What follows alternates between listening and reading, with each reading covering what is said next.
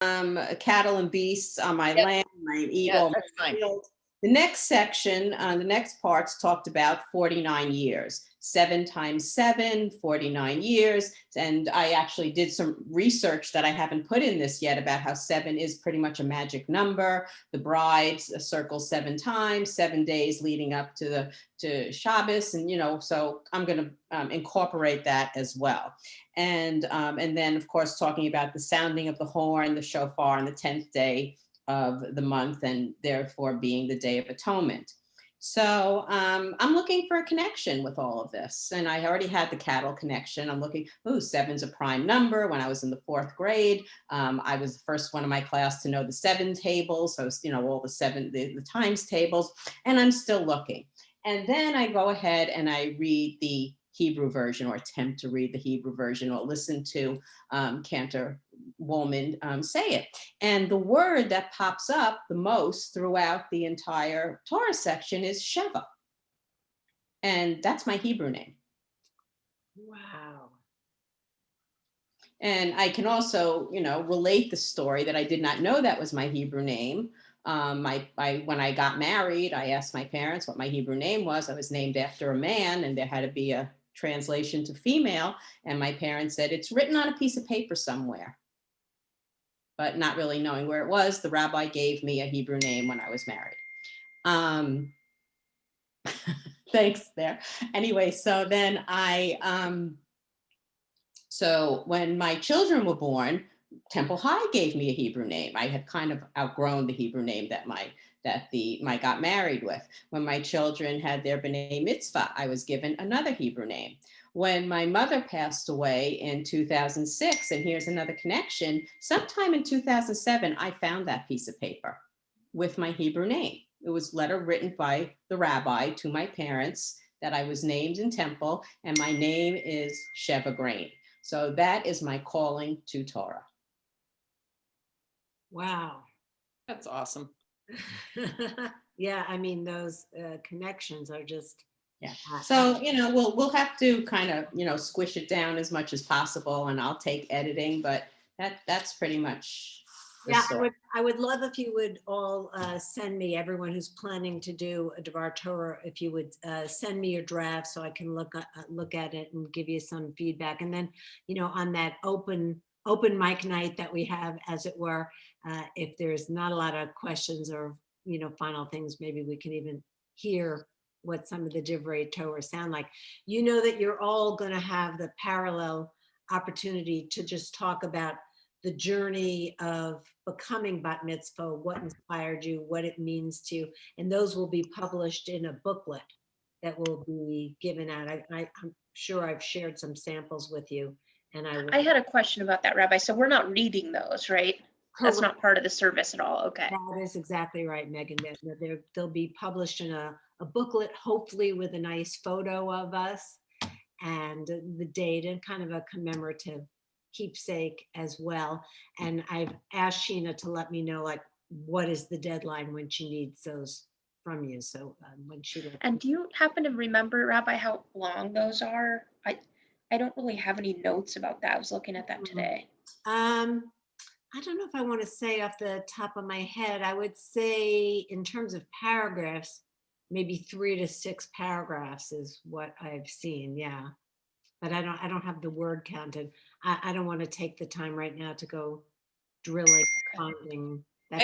I may be able to find. I went to one of these unknowingly. I was just showing up. I didn't realize it was, but I think I have the program for it, and it'll show you kind of what everybody did. And if I can find it, I'll send it to you. Yeah, if you can find it. Otherwise, I made myself a note. I'll look it up and I'll just do a word count on a couple of them and let you know. So, Rabbi, I want to make sure that I'm not going in a direction of it being too personal to me. Oh, absolutely not. No. First of all, I think everybody here was fascinated to hear that. So I think the congregation will be fascinated to hear that.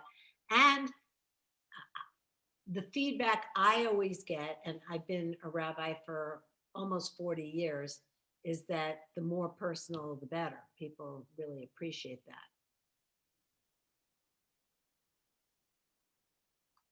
So, my only feedback, Susan, based on where you are right now, is that it's a lot.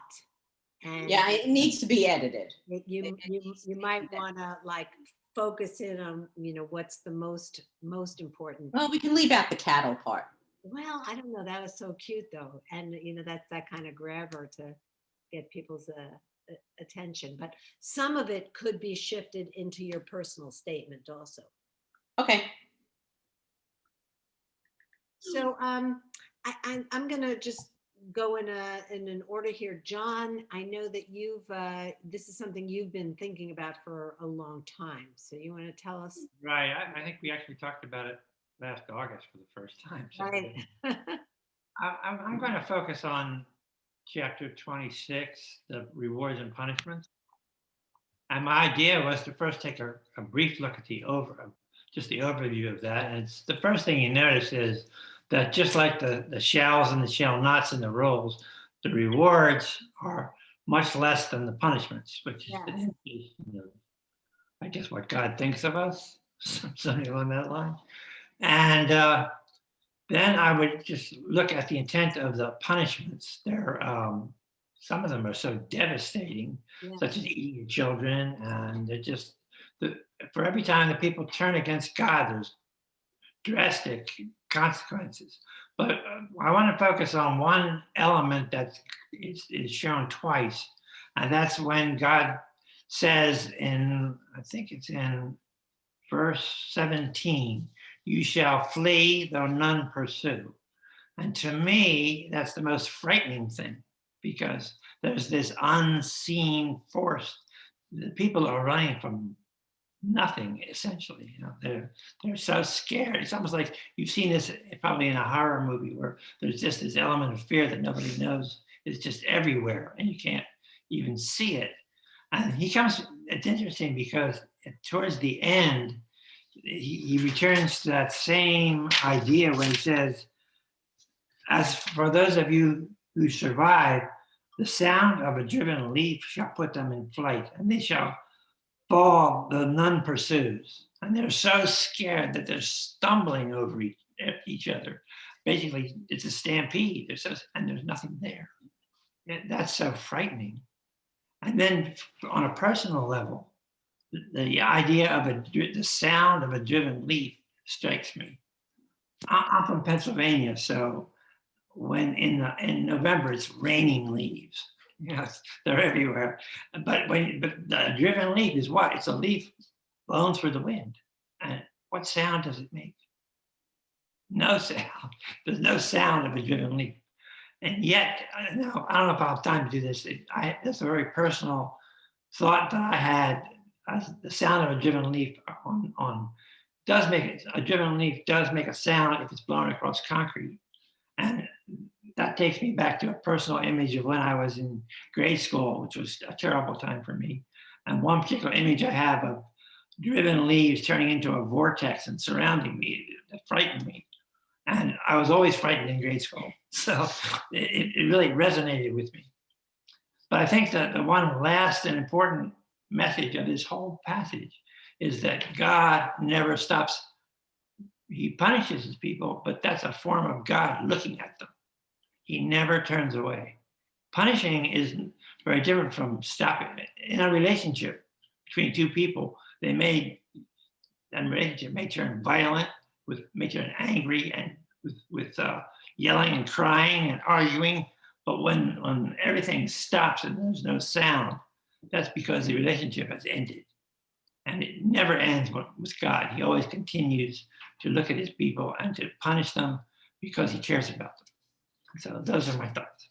Wow. I know it's big, probably for 3 minutes. But Yeah.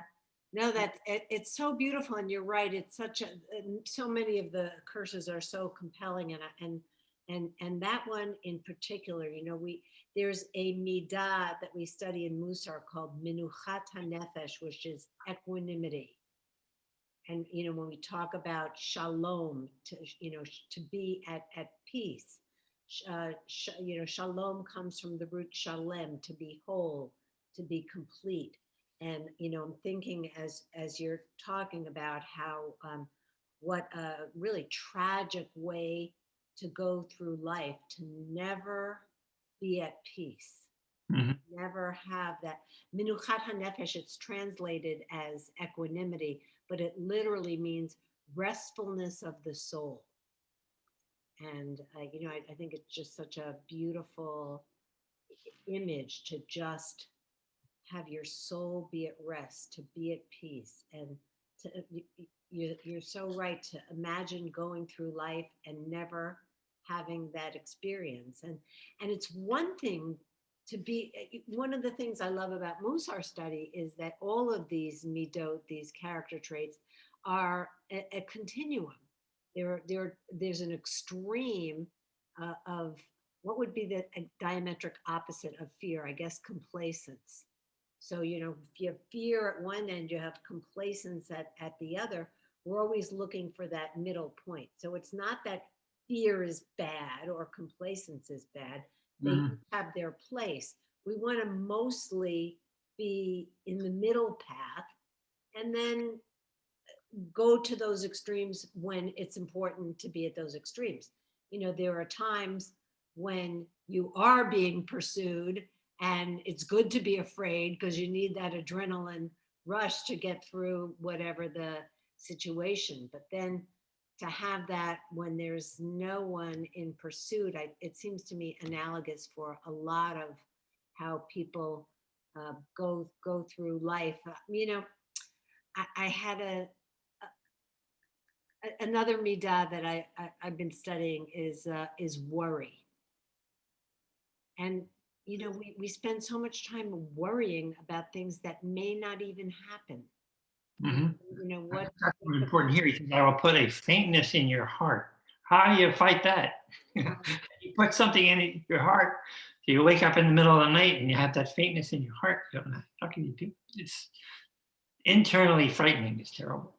Yeah, to spend our time, worrying about things that may not even come to pass is just so not productive and such a sad waste of the gift of the present moment that we have. So we're not in the present, we're not enjoying the present because we're just focusing on what might happen and might not happen. Right. So I'm sure I mentioned when we studied that verse together, Milton Steinberg's book, As a Driven Leaf. Yeah. Classic work. If you haven't Right? read it, it's Yeah. a novel set in the Talmudic period, and it's wonderfully written. So, any thoughts about what John is mentioning? I just want to point out already how cool it is that we can all look at the same parsha and have, such a broad variety of responses to it and directions that we want to go and things that we take away. And that's, the joy of Torah study and why we read it every year again and again and again and again is because we're always in a different place. So we always grab on to something that we may have read 100 times. The 101st time that we read it, we're just in the place where that one single thing strikes us. Yeah, that's exactly. I bring that up to my English classes. That the same work of literature can affect you in a different way, from year to year, really. I read Catch 22, I think, not Catch 22, Catcher in the Rye when I was 18. And I read it again when I was 40. It was like a different book, So that's the same is true with the Torah. I haven't read it in years, but my go-to for many years was Hermann Hesse, Steppenwolf. Oh, yeah. Oh, yeah. I was addicted to Herman Hesse. I mean, I was totally addicted to him. Yeah, I read everything you wrote. Yeah. And the Steppenwolf on an annual basis for many years. That might be my favorite, but We'll have to have a glass of wine and talk about the glass bead game one night. Yeah, Magister Ludi. Yeah, that's just a little.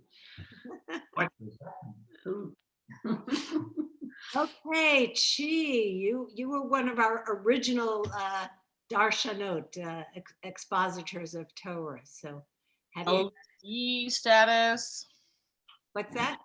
Never, sorry. Pop culture. Sorry. That was funny. I didn't get it. OG, like original gangster, is a term. Oh. Like, yeah, sorry. Come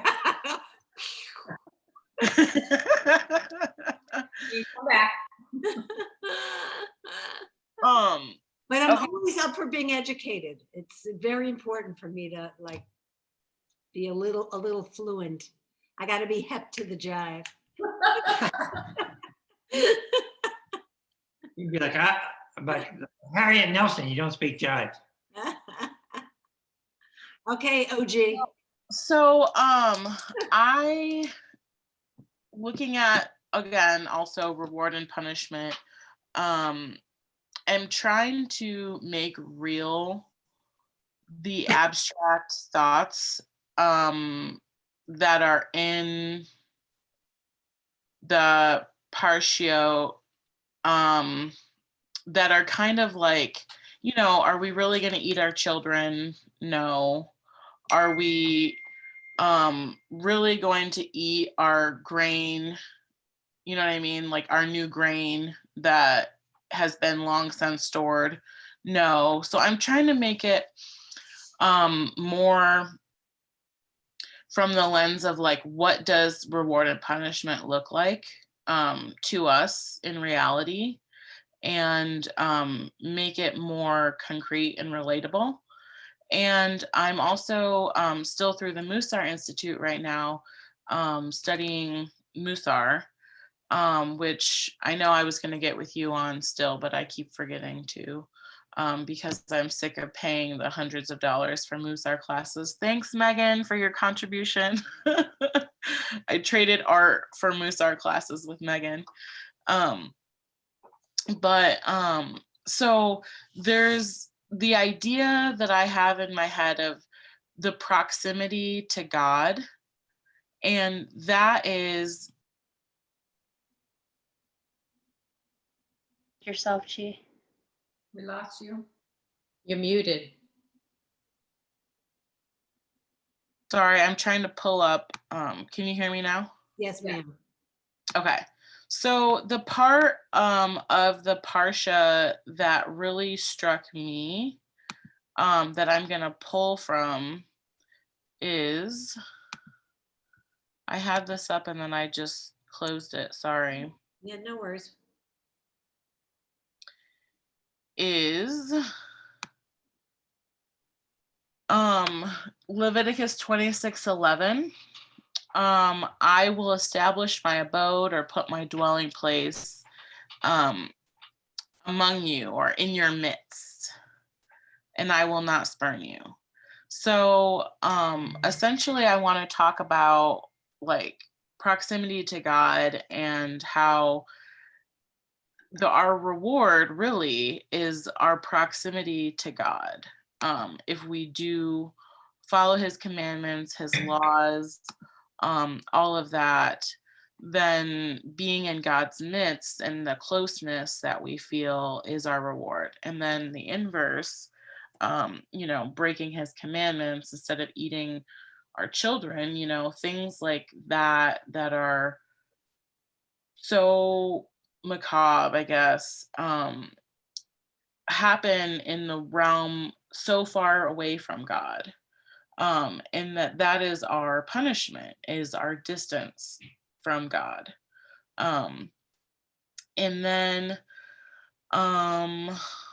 I had a couple Musar quotes but I probably won't have time now, that there's more to like kind of flesh that out. But I just want to read to you guys now from Rav Shlomo Wolbe, this idea that he calls it the world of affection, where in my connection in my head, it's like God's closeness and being in God's midst is like a form of affection, and that the physical affection that we feel from God is our closeness to each other. And so in this World of Affection essay he writes, he says, if we wish to outline the Torah of Israel in great brevity, literally on one foot, we would call it a world of yedidus, affection. A great closeness predominates between Israel and God. If you are close, Hashem, the nation of Israel is called his close nation. Or there's this other quote that says, this closeness is not unidirectional. Not only did Abram and subsequent generations draw themselves close to the Holy One, but he also draws himself close to us. He gave us his Torah and rests his Shekhinah on us. The clear feeling of Hashem's closeness, which is called Shekhinah, accompanies us in all periods. So basically just the proximity to God as the reward and punishment it's all over the place. I haven't actually written anything yet, so sorry for taking you on my journey. No. We wanted to go on your journey, and I have a few things I want to say to respond, and then of course, if others want to contribute. That verse that you're pointing us towards, 26:11. I'm just looking at the Hebrew. It says, "V'natati mishkani betochachem." I'll put my mishkan. Mishkan is the tabernacle, the portable sanctuary that symbolized God's presence on the journey of wandering in the wilderness. The word mishkan also is etymologically related to Shekhinah, which is the feminine aspect of God. And it's God as immanent. We talk about God as being immanent and God as being transcendent. So God as immanent is the God that we feel most connected to, closest to. God as transcendent is the ultimate master of the universe, unknowable, unknowing. So God is close, God is far, immanent and transcendent. So it's interesting that the word for the tabernacle, mishkan, is related to Shekhinah, that's God close to us, immanent with us. God maybe like feeling our pain, God with us on our journey, to use your language. And how interesting that is just grammatically feminine. And I won't hide my soul from you, as if God, as if to say that God has a soul as well. So I think that is it's so beautiful, and I want to just connect it up with another verse, and I don't off the top of my head know the source, but when God gives the commandment to build the tabernacle, God says, let them build me a sanctuary that I may dwell among them. And commentators, of course, point to that and say, wouldn't you think that it's let them build me a sanctuary that I may dwell in it? Isn't that the point of the sanctuary? But no, the commentators suggest to us, no, that God lives among us in the community. God is not confined to one particular place. And, as you're talking about how do we feel connected to God, we very much feel connected to God through the community, I think is a takeaway we have there. Let me just share a few more thoughts, because you just evoked a lot in me, and then I'll stop talking and let others jump in here. I wanted to make sure that you at least thought about the fact that the Song of Songs, are you familiar at all with the Song of Songs, Shir HaShirim? It's a little bit. So that it's a fairly erotic love poem that only it made it into, it describes the physical love of a man and a woman, and very descriptive of their physical being. And the only reason it made it into the the Hebrew Bible was because Rabbi Akiva argued that, well, it's really a metaphor for the love between God and the Jewish people. So, when you're talking about that connection of love, just maybe take a moment and, read a few excerpts from Shir Hashirim just to, emphasize that thought and to, stimulate some of that thinking. Also, last thing I want to say is when we read the Shema and its blessings. So now I'm in your guys' book on page 150. So you know that there's a blessing before the Shema and words that come immediately following. So right before the Shema, the last thing that we say before the Shema is Baruch Atah Adonai Ohev Amo Yisrael. We praise you, Adonai. You love the people Israel. So that's what you're describing, God's love for us and God's love for us as revealed through the gift of Torah. Then we say the Shema. And then what's the first word after the Shema? V'ahavta et Adonai. And you should love God. So the love, you're just absolutely right the way you're describing it. The love flowing to and from. So let's just see what's going on in the chat here. Please ignore it, Rabbi. Oh, okay. I thought I was sending a private message. You think Zoom was my first day. This was my first day with Zoom, but it's not. Okay. So good. I didn't know if that was something we all needed to know. So let's see. I want to give Hillary a turn as well, but any other thoughts, or did I just talk too much about she and you forgot what she said? No, I thought that was great. You gave a lot of kind of context and things to look at to make that fleshed out. I appreciate it. Okay, so Hillary, you're going to get the last word here.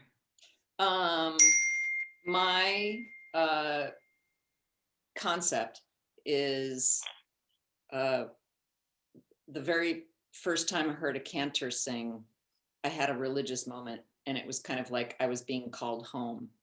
And I'd never experienced anything like that in my whole life. And it was just, I felt like my chest was going to open up and I had no idea what was going on. And it stayed with me for a number of years. And I ran into somebody who is an Orthodox Jew who is a very good friend of mine.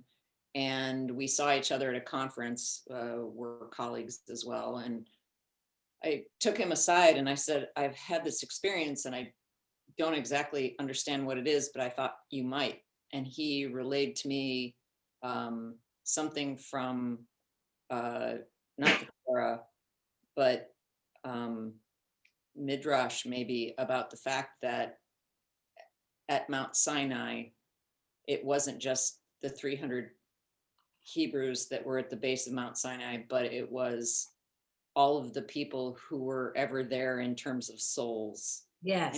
And he said you were at Mount Sinai. And so when I got my Torah portion, and it was about the fact that it was God speaking with Moses at the base of Mount Sinai and telling him what he needed to tell the Hebrews, I was, I remarked upon the fact that I was there.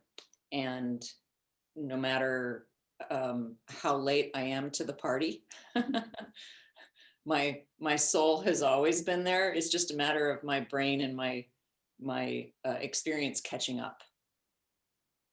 Yeah, that's beautiful. So the Torah portion really fit for you personally. It did. When I cried the first time I read it, and I just thought, I can't believe this is what I got. And then I thought maybe he just gave it to me because it was easy. And I appreciate it when I hear everybody else doing their Torah portions, and I'm like, holy good God, I'm so happy I didn't have these terribly hard portions that so many people have.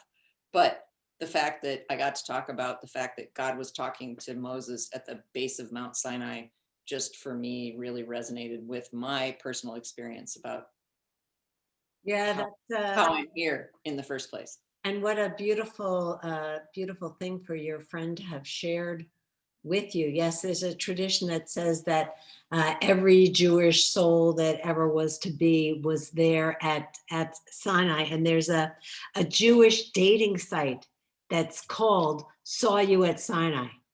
I'm gonna have to go find that one. Yeah. Not really, kidding.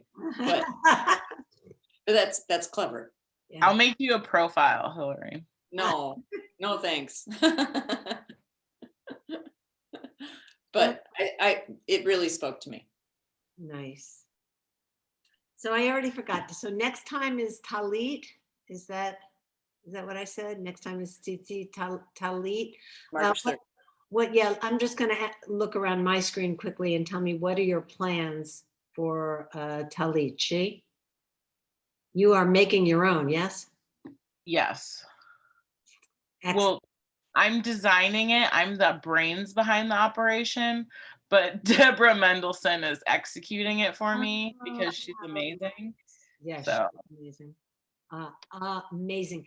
When you get the link to the gala, I don't know if they're going to have a picture of this quilt. She's incredibly talented artist, and she made this gorgeous quilt that I think is going to be auctioned off as a fundraiser at the gala. It's just absolutely magnificent. She's amazing and so generous with her time and skill.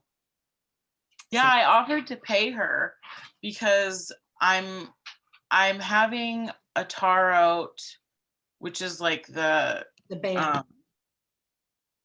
The collar piece kind of on the Talit. I'm having a woman from Etsy make and hand dye those to match the corner squares, and also make a Talit bag. And then she's gonna do some, I can tell you later, Rabbi. Nobody else cares about this. I'll tell you later. Why don't we let everyone go? We'll save the Talit conversation for next time when we're talking about Talit. Okay, perfect. That'll make sense. But if anybody else wants to take on making your own, Deborah Mendelsohn would be happy to hold your hand and help you through that process, so I can connect you up. And oh, perfect. Otherwise, an email. I would love to talk to her. Okay, great. Let me. I bought a Talit, but it doesn't feel like it's formal enough for the occasion. Well, I don't know about that, but it's always good to, as I know. far as I'm concerned, it's good to have more than one. You know, I always try to match my outfit. I know. I was wondering.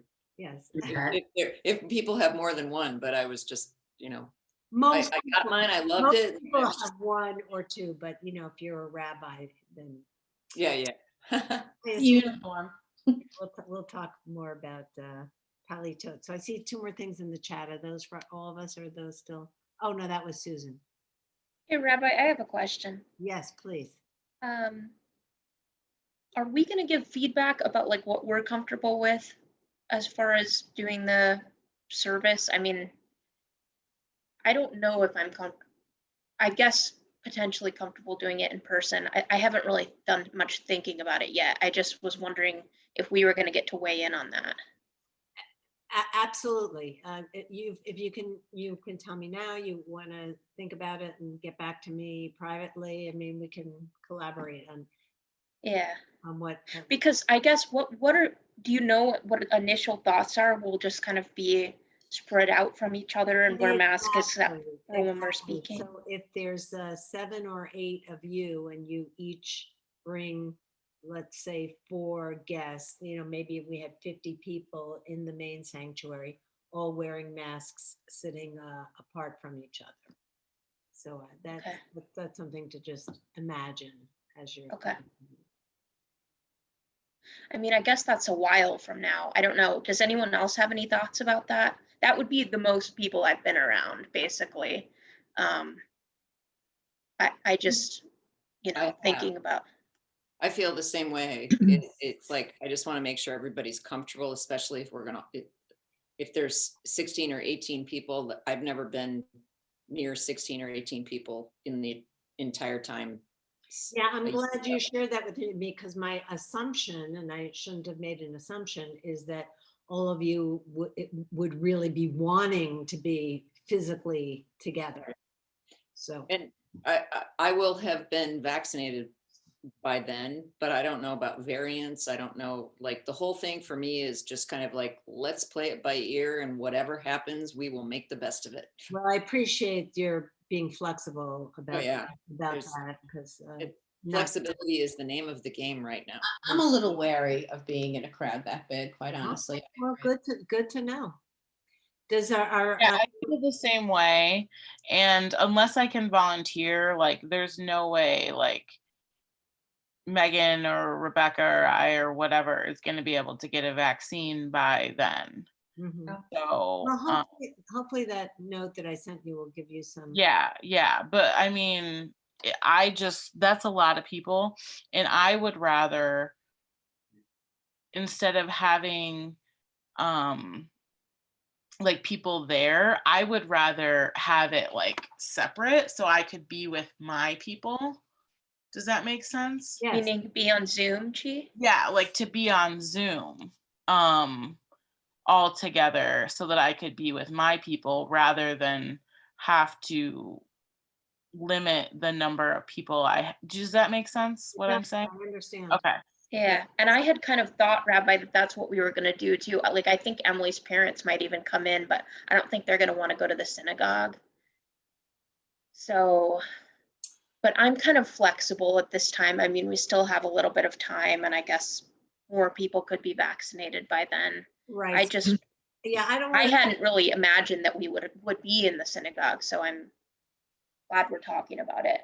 And couldn't it be, Rabbi, that we do similar to what we do now, where there may be some of us that are in the main sanctuary safely spaced, and we zoom in others who may want to be in other settings? That is absolutely what we will do. Everybody will do what they're comfortable with.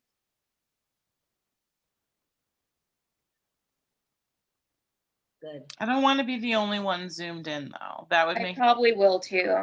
okay. Yeah. I live with my mom, and it depends on if she's going to be able to get vaccinated by then for me. How Does old she is fall into 1B? Yeah. She is 65, 60, You didn't want to be 66. Yeah. Rachel, 65 on Monday. She has been trying to get an appointment. She keeps refreshing it. Every day, there's no appointments. Where is this at?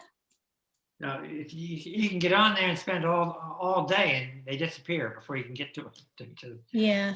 Crazy. My suggestion would be to go to your local pharmacy towards the end of the day and ask if they have doses that are unaccounted for. That's a great idea. I'll Just have her. drop it. Okay. You have to Thank make you. a pharmacy that actually has those. I mean, that actually has COVID vaccine. So Maricopa County, the state has a vaccine finder site. You can go and just put vaccine finder Arizona.